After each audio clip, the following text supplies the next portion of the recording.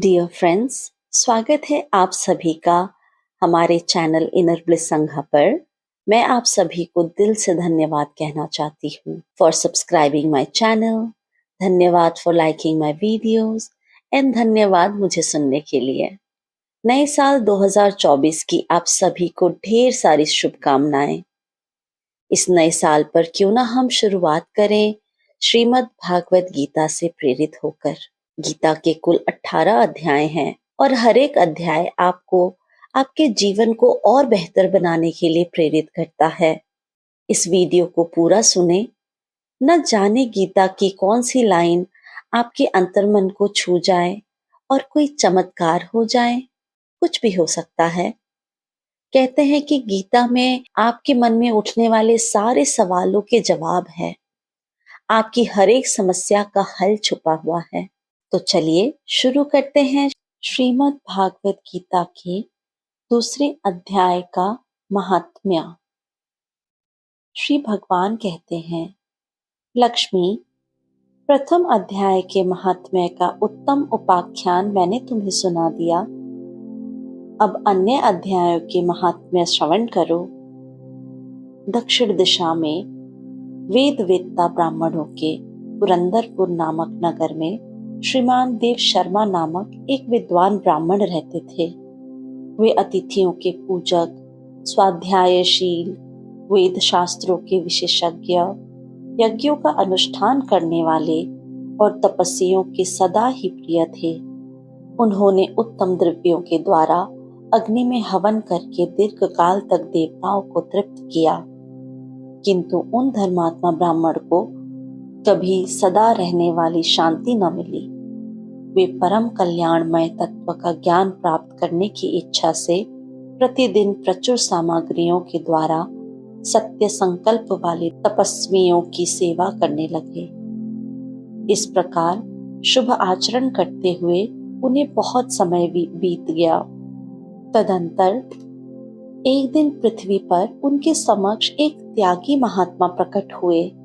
वे पूर्ण अनुभवी, आकांक्षा रहित, नासिका के अग्रभाग पर दृष्टि रखने वाले तथा शांत चित्त थे। निरंतर परमात्मा के चिंतन में संलग्न हो वे सदा आनंद विभोर रहते थे। देव शर्मा ने उन नित्य संतुष्ट तपस्वी को शुद्ध भाव से प्रणाम किया और पूछा, महात्मन, मुझे शांतिमय स्थिति कैसे प्राप्त होगी? तब उन आत्मज्ञानी संत ने देव शर्मा को सौपुर ग्राम के निवासी मित्रवान का, जो बकरियों का चरवाहा था, परिचय दिया और कहा, वही तुम्हें उपदेश देगा। यह सुनकर देव शर्मा ने महात्मा के चरणों की वंदना की और समृद्धिशाली सौपुर ग्राम में पहुंचकर उसके उत्तरी भाग में एक विशाल वन देखा। उसी वन में नदी के किनारे एक शिला पर मित्रवान बैठा था। उसके नेत्र आनंदातिरेक से निश्चल हो रहे थे। वो अपलक दृष्टि से देख रहा था। वो स्थान आपस का स्वाभाविक वैर छोड़कर एकत्रित हुए परस्पर विरोधी जंतुओं से घिरा था। वहां उद्यान में मंद मंद वायु चल रही थी। मृगों के झुंड शांत भाव से बैठे थे और मित्रवान दया से भरी हुई आनंदमयी मनोहारिणी दृष्टि से पृथ्वी पर मानो अमृत छिड़क रहा था। इस रूप में उसे देखकर देव शर्मा का मन प्रसन्न हो गया। वे उत्सुक होकर बड़े विनय के साथ मित्रवान के पास गए। मित्रवान ने भी अपने मस्तक को किंचित नवार कर देव शर्मा का सत्कार किया। तदंतर विद्वान देव शर्मा अनन्य चित्त से मित्रवान के समीप गए और जब उनके ध्यान का समय समाप्त हो गया, उस समय उन्होंने अपने मन की बात पूछी। महाभाग, मैं आत्मा का ज्ञान प्राप्त करना चाहता हूँ। मेरे इस मनोरथ की पूर्ति के लिए मुझे किसी ऐसे उपाय का उपदेश दीजिए जिसके द्वारा सिद्धि प्राप्त हो चुकी हो। देव शर्मा की यह बात सुनकर मित्रवान ने एक क्षण तक कुछ विचार किया। उसके बाद इस प्रकार कहा, विद्वान, एक समय की बात है। मैं वन के भीतर बकरियों की रक्षा कर रहा था। इतने में ही एक भयंकर बाघ पर मेरी दृष्टि पड़ी, जो मानो सब बकरियों को ग्रास कर लेना चाहता था। मैं मृत्यु से डरता था, इसीलिए बाघ को आते देख बकरियों के झुंड को आगे करके मैं वहां से भाग गया। किंतु एक बकरी तुरंत ही सारा भय छोड़कर नदी के किनारे उस बाघ के पास बेरोक टोक चली गई। फिर तो बाघ भी द्वेष छोड़कर चुपचाप खड़ा हो गया। उसे इस अवस्था में देखकर बकरी बोली, बाघ, तुम्हें तो अभिष्ट भोजन प्राप्त हुआ है। मेरे शरीर से मांस निकालकर प्रेम पूर्वक खाओ ना। तुम इतनी देर से खड़े क्यों हो? तुम्हारे मन में मुझे खाने का विचार क्यों नहीं आ रहा है? बाघ बोला, बकरी, इस स्थान पर आते ही मेरे मन के द्वेष का भाव निकल गया। भूख प्यास भी मिट गई, इसीलिए पास आने पर भी अब मैं तुझे खाना नहीं चाहता। बाघ के यों कहने पर बकरी बोली, न जाने मैं कैसे निर्भय हो गई हूं। इसमें क्या कारण हो सकता है? यदि तुम जानते हो तो बताओ।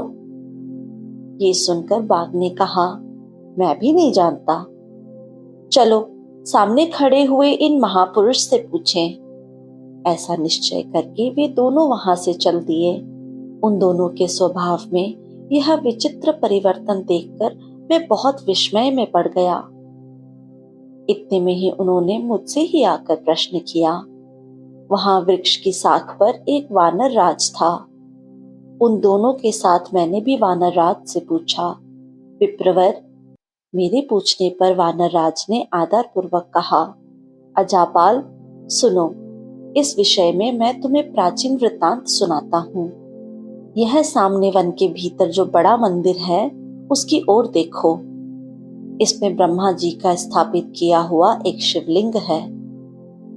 पूर्व काल में यहाँ सुकर्मा नामक एक बुद्धिमान महात्मा रहते थे, जो तपस्या में संलग्न होकर इस मंदिर में उपासना करते थे। वे वन में से फूलों का संग्रह कर लाते और नदी के जल से पूजनीय भगवान शंकर को स्नान कराकर उन्हीं से उनकी पूजा किया करते। इस प्रकार आराधना का कार्य करते हुए सुकर्मा यहाँ निवास करते थे। बहुत समय के बाद उनके समीप किसी अतिथि का आगमन हुआ। सुकर्मा ने भोजन के लिए फल लाकर अतिथि को अर्पण किया और कहा, विद्वान, मैं केवल तत्व ज्ञान की इच्छा से भगवान शंकर की आराधना करता हूँ। आज इस आराधना का फल परिपक्व होकर मुझे मिल गया, क्योंकि इस समय आप जैसे महापुरुष ने मुझ पर अनुग्रह किया है। सुकर्मा के ये मधुर वचन सुनकर तपस्या के धनी महात्मा अतिथि को बड़ी प्रसन्नता हुई। उन्होंने एक शिलाखंड पर गीता का दूसरा अध्याय लिख दिया और ब्राह्मण को उसके पाठ एवं अभ्यास के लिए आज्ञा देते हुए कहा, ब्राह्मण, इससे तुम्हारा आत्मज्ञान संबंधी मनोरथ अपने आप सफल हो जाएगा। यूं कहकर वे बुद्धिमान तपस्वी सुकुमार के सामने ही उनकी देखते ही देखते अंतर्ध्यान हो गए। सुकर्मा विस्मित होकर उनके आदेश के अनुसार निरंतर गीता के द्वितीय अध्याय का अभ्यास करने लगा। तदंतर दीर्घ काल के पश्चात अंतःकरण शुद्ध होकर उन्हें आत्मज्ञान की प्राप्ति हुई। फिर वे जहां जहां गए वहां वहां का तपोवन शांत हो गया। उनमें शीत उष्ण और राग द्वेष आदि की बाधाएं दूर हो गईं। इतना ही नहीं, उन स्थानों में भूख प्यास का कष्ट भी जाता रहा तथा भय का सर्वदा अभाव हो गया। ये सब द्वितीय अध्याय का जप करने वाले सुकर्मा ब्राह्मण की तपस्या का ही प्रभाव समझो। मित्रवान कहते हैं, वानर राज के यों कहने पर मैं प्रसन्नता पूर्वक बकरी और बाघ के साथ उस मंदिर की ओर गया। वहां जाकर शिलाखंड के ऊपर लिखे हुए गीता के द्वितीय अध्याय को मैंने देखा और पढ़ा। उसी की आवृत्ति करने से मैंने तपस्या का पार पा लिया। अतः भद्र पुरुष, तुम भी सदा द्वितीय अध्याय की ही आवृत्ति किया करो। ऐसा करने पर मुक्ति तुमसे दूर नहीं रहेगी। श्री भगवान कहते हैं, प्रिय, मित्रवान के इस प्रकार आदेश देने पर देव शर्मा ने उनका पूजन किया और उसे प्रणाम करके पुरंदरपुर की राह ली। वहां किसी देवालय में पूर्वोक्त आत्मज्ञानी महात्मा को पाकर उन्होंने यह सारा वृत्तांत निवेदन किया और सबसे पहले उन्हीं से द्वितीय अध्याय को पढ़ा। उनसे उपदेश पाकर शुद्ध अंतःकरण वाले देव शर्मा प्रतिदिन बड़ी श्रद्धा के साथ द्वितीय अध्याय का पाठ करने लगे। तब से उन्होंने अनवद्य परम पद को प्राप्त कर लिया।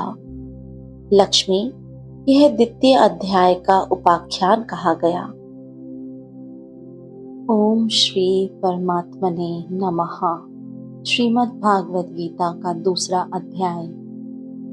सांख्य योग। संजय बोले, पूर्वोक्त प्रकार से करुणा करके व्याप्त और आंसुओं से पूर्ण तथा व्याकुल नेत्रों वाले शोक युक्त उस अर्जुन के प्रति भगवान मधुसूदन ने ये वचन कहे। हे अर्जुन, तुमको इस विषम स्थल में यह अज्ञान किस हेतु से प्राप्त हुआ? क्योंकि यह ना तो श्रेष्ठ पुरुषों से आचरण किया गया है, ना स्वर्ग को देने वाला है, न कीर्ति को करने वाला है। इसीलिए हे अर्जुन, नपुंसकता को मत प्राप्त हो, यह तेरे योग्य नहीं है। हे परम तप, तुच्छ हृदय की दुर्बलता को त्याग कर युद्ध के लिए खड़ा हो। तब अर्जुन बोले, हे मधुसूदन, मैं रणभूमि में भीष्म पितामह और द्रोणाचार्य के प्रति किस प्रकार बाणों से युद्ध करूंगा? क्योंकि हे अरिसुदन, वे दोनों ही पूजनीय हैं। इसीलिए इन महानुभाव गुरुजनों को न मारकर इस लोक में भिक्षा का अन्न भी भोगना कल्याणकारक समझता हूँ। क्योंकि गुरुजनों को मारकर भी इस लोक में रुधिर से सने हुए अर्थ और कामरूप भोगों को ही तो भोगूंगा। और हम लोग यह भी नहीं जानते कि हमारे लिए क्या करना श्रेष्ठ है, अथवा ये भी नहीं जानते कि हम जीतेंगे या हमको वे जीतेंगे। और जिनको मारकर हम जीना भी नहीं चाहते, वे ही धृतराष्ट्र के पुत्र हमारे सामने खड़े हैं। इसीलिए कायरता रूप दोष करके उपहत हुए स्वभाव वाला और धर्म के विषय में मोहित चित हुआ मैं आपसे पूछता हूँ, जो कुछ निश्चय किया हुआ कल्याणकारक साधन हो वो मेरे लिए कहिए। क्योंकि मैं आपका शिष्य हूँ, इसीलिए आपके शरण हुए मुझे आप शिक्षा दीजिए। क्योंकि भूमि में निष्कंटक धन धान्य संपन्न राज्य को और देवताओं के स्वामी पने को प्राप्त होकर भी मैं यह उपाय को नहीं देखता हूँ जो कि मेरी इंद्रियों के सुखाने वाले शोक को दूर कर सके। संजय बोले, हे राजन, निंद्रा को जीतने वाले अर्जुन अंतर्यामी श्री कृष्ण महाराज के प्रति इस प्रकार कहकर फिर श्री गोविंद भगवान से युद्ध नहीं करूंगा ऐसे स्पष्ट कहकर चुप हो गए। उसके उपरांत हे भरतवंशी धृतराष्ट्र, अंतर्यामी श्री कृष्ण महाराज ने दोनों सेनाओं के बीच में उस शोक युक्त अर्जुन को हंसते हुए यह वचन कहे, हे अर्जुन, तू न शोक करने योग्य के लिए शोक करता है और पंडितों के से वचनों को कहता है, परंतु पंडित जन जिनके प्राण चले गए हैं उनके लिए और जिनके प्राण नहीं गए हैं उनके लिए भी शोक नहीं करते हैं। क्योंकि आत्मा नित्य है, इसीलिए शोक करना अयुक्त है। वास्तव में ऐसा नहीं है कि मैं किसी काल में नहीं था, अथवा तू नहीं था, अथवा ये राजा लोग नहीं थे। ना तो ऐसा ही है कि इससे आगे हम सब नहीं रहेंगे। किंतु जैसे जीवात्मा की इस देह में कुमार, युवा और वृद्धावस्था होती है, वैसे ही अन्य शरीर की प्राप्ति होती है। उस विषय में धीर पुरुष नहीं मोहित होता। अर्थात जैसे कुमार, युवा और जरावस्था रूप स्थूल शरीर का विकार अज्ञान से आत्मा में भासता है, वैसे ही एक शरीर से दूसरे शरीर को प्राप्त होना, सूक्ष्म शरीर का विकार भी अज्ञान से ही आत्मा में भासता है। इसीलिए तत्व को जानने वाला धीर पुरुष इस विषय में नहीं मोहित होता।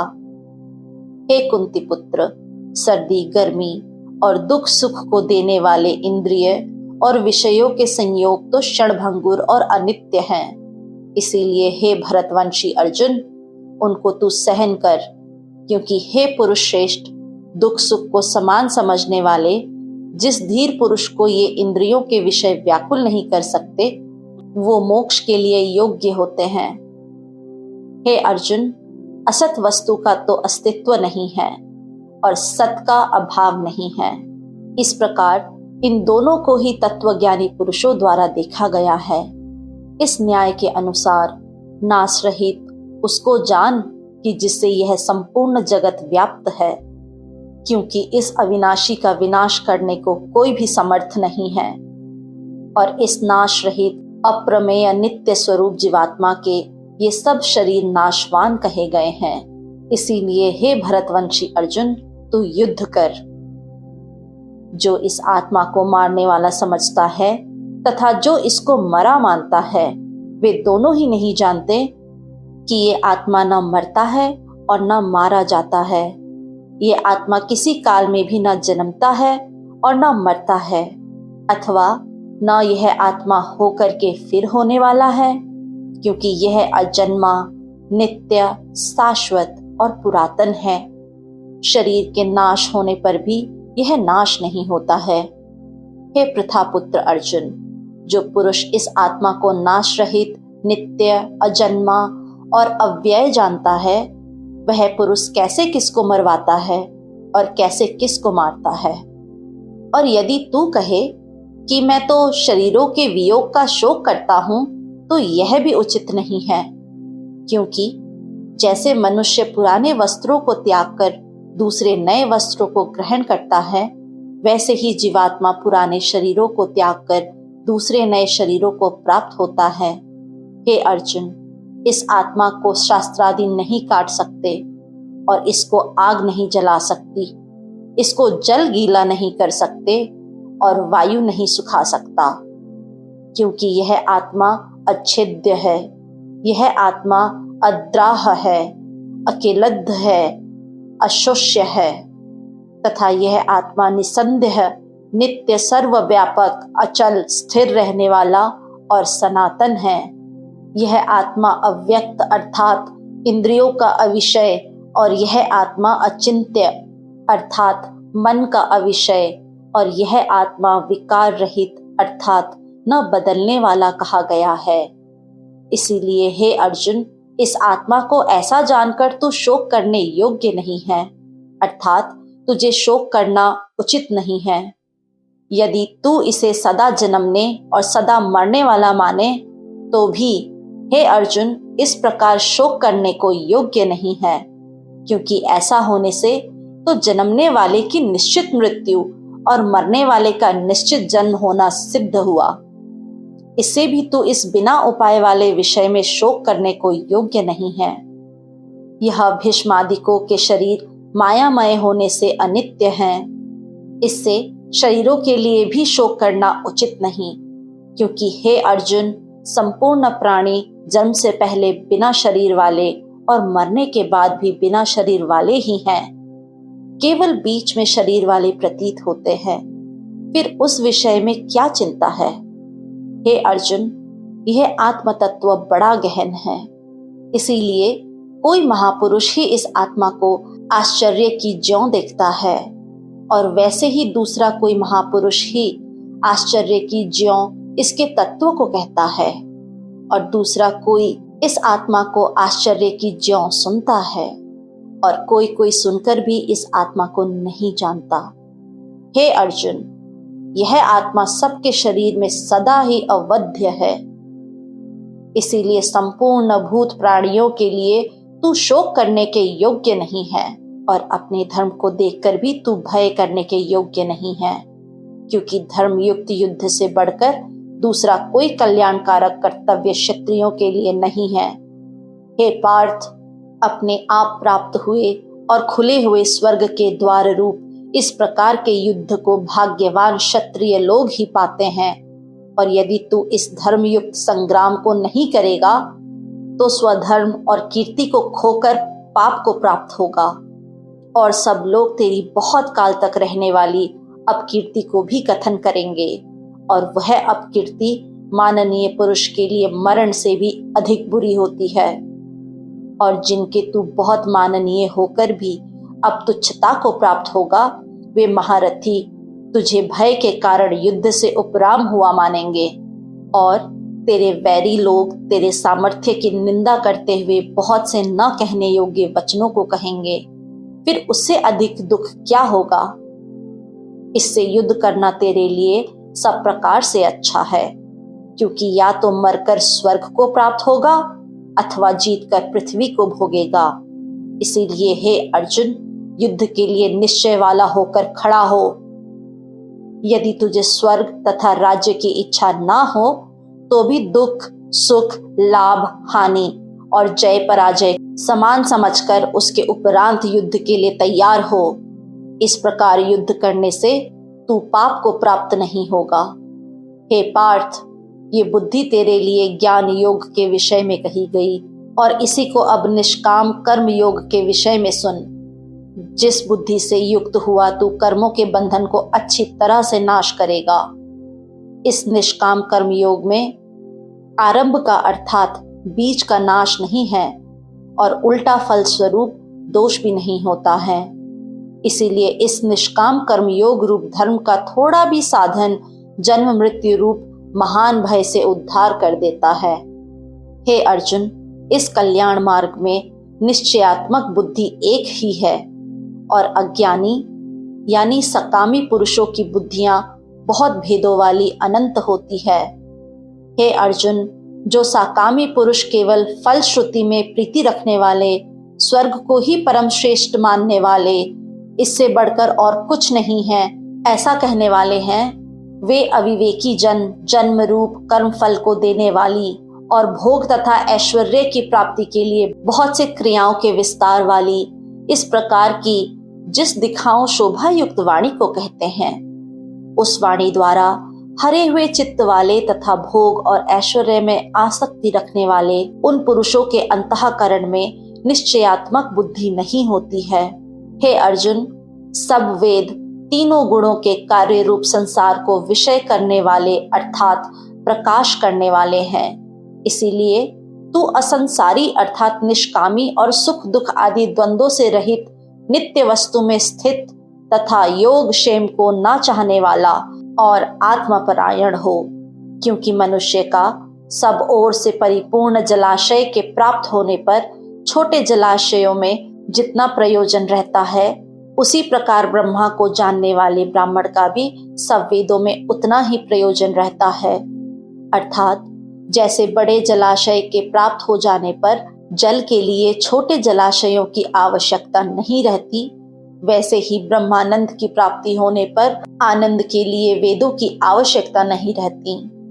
इससे तेरा कर्म करने मात्र में ही अधिकार होवे, फल में कभी नहीं, और तू कर्मों के फल की वासना वाला भी मत हो, तथा तेरी कर्म करने में भी प्रीति न होवे।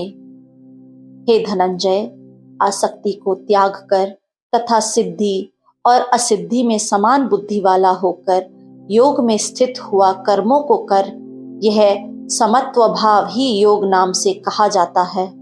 इस समत्व रूप बुद्धि योग से सकाम कार्य अत्यंत तुच्छ है। इसीलिए हे धनंजय, समत्व बुद्धि योग का आश्रय ग्रहण कर, क्योंकि फल की वासना वाले अत्यंत दीन है। समत्व बुद्धि युक्त पुरुष पुण्य पाप दोनों को ही इस लोक में ही त्याग देता है, अर्थात उनसे लिपायमान नहीं होता।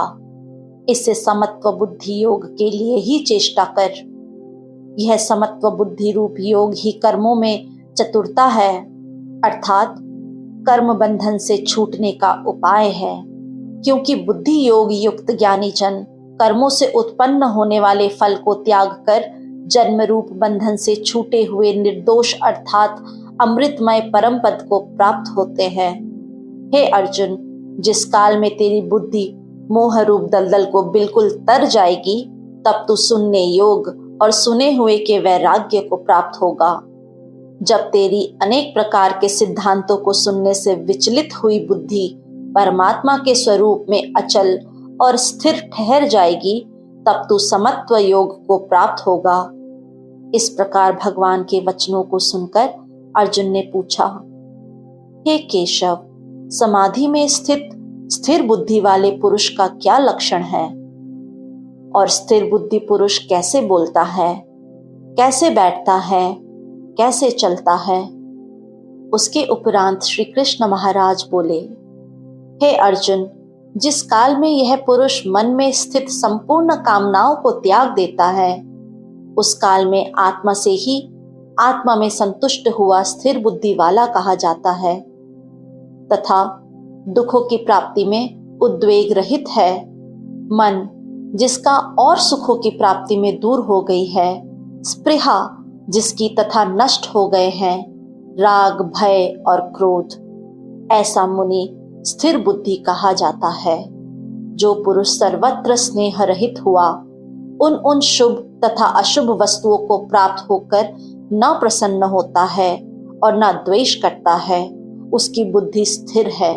और जैसे कछुआ अपने अंगों को समेट लेता है, वैसे ही यह पुरुष जब सब ओर से अपनी इंद्रियों को इंद्रियों के विषयों में ही समेट लेता है, तब उसकी बुद्धि स्थिर होती है। यद्यपि इंद्रियों के द्वारा विषयों को न ग्रहण करने वाले पुरुष के भी केवल विषय को निवृत्त हो जाते हैं, परंतु राग नहीं निवृत्त होता, और इस पुरुष का तो राग भी परमात्मा को साक्षात करके निवृत्त हो जाता है। हे अर्जुन, यत्न करते हुए बुद्धिमान पुरुष के भी मन को यह प्रमथन स्वभाव वाली इंद्रियां बलात् हर लेती हैं। इसीलिए मनुष्य को चाहिए कि उन संपूर्ण इंद्रियों को वश में करके समाहित चित्त हुआ मेरे परायण स्थित होवे, क्योंकि जिस पुरुष के इंद्रियां वश में होती हैं, उसकी ही बुद्धि स्थिर होती है। हे अर्जुन, मन सहित इंद्रियों को वश में करके मेरे परायण ना होने से मन के द्वारा विषयों का चिंतन होता है, और विषयों को चिंतन करने वाले पुरुष की उन विषयों में आसक्ति हो जाती है, और आसक्ति से उन विषयों की कामना उत्पन्न होती है, और कामना में विघ्न पड़ने से क्रोध उत्पन्न होता है। क्रोध से अविवेक अर्थात मूढ़ भाव उत्पन्न होता है, और अविवेक से स्मरण शक्ति भ्रमित हो जाती है, और स्मृति के भ्रमित हो जाने से बुद्धि अर्थात ज्ञान शक्ति का नाश हो जाता है, और बुद्धि के नाश होने से यह पुरुष अपने श्रेय साधन से गिर जाता है। परंतु स्वाधीन अंतःकरण वाला पुरुष राग द्वेष से रहित अपने वश में की हुई इंद्रियों द्वारा विषयों को भोगता हुआ अंतःकरण की प्रसन्नता अर्थात स्वच्छता को प्राप्त होता है। उस निर्मलता के होने पर उसे संपूर्ण दुखों का अभाव होता है, और उस प्रसन्न चित्त वाले पुरुष की बुद्धि शीघ्र ही अच्छी प्रकार स्थिर हो जाती है। हे अर्जुन, साधन रहित पुरुष के अंतःकरण में श्रेष्ठ बुद्धि नहीं होती, और उस अयुक्त के अंतःकरण में आस्तिक भाव भी नहीं होती, और बिना आस्तिक भाव वाले पुरुष को शांति नहीं होती। वे शांति रहित पुरुष को सुख कैसे हो सकता है? क्योंकि जल में वायु नाव को जैसे हर लेता है, वैसे ही विषयों में विचरती हुई इंद्रियों के बीच में इस इंद्रियों के साथ मन रहता है। वह एक ही इंद्रिय इस आयुक्त पुरुष की बुद्धि को हरण कर लेती है। इसीलिए हे महाबाहो, जिस पुरुष की इंद्रियां सब प्रकार इंद्रियों के विषयों से वश में की हुई होती हैं, उसकी बुद्धि स्थिर होती है। और हे अर्जुन, संपूर्ण भूत प्राणियों के लिए जो रात्रि है, उस नित्य शुद्ध बोध स्वरूप परमानंद में भगवत्ता को प्राप्त हुआ योगी पुरुष जागता है, और जिस नाशवान क्षणभंगुर सांसारिक सुख में सब भूत प्राणी जागते हैं, तत्व को जानने वाले मुनि के लिए वह रात्रि है। जैसे सब ओर से परिपूर्ण अचल प्रतिष्ठा वाले समुद्र के प्रति नाना नदियों के जल उसको चलायमान ना करते हुए ही समा जाते हैं, वैसे ही जिस स्थिर बुद्धि पुरुष के प्रति संपूर्ण भोग किसी प्रकार का विकार उत्पन्न किए बिना ही समा जाते हैं। वह पुरुष परम शांति को प्राप्त होता है, ना कि भोगों को चाहने वाला, क्योंकि जो पुरुष संपूर्ण कामनाओं को त्याग कर ममता रहित और अहंकार रहित, स्पृहा रहित हुआ बरतता है, वह शांति को प्राप्त होता है। हे अर्जुन, यह ब्रह्मा को प्राप्त हुए पुरुष की स्थिति है। इसको प्राप्त होकर योगी कभी मोहित नहीं होता और अंतकाल में भी इस निष्ठा में स्थित होकर ब्रह्मानंद को प्राप्त हो जाता है। श्रीमद् भागवत गीता का 2 अध्याय संपूर्ण।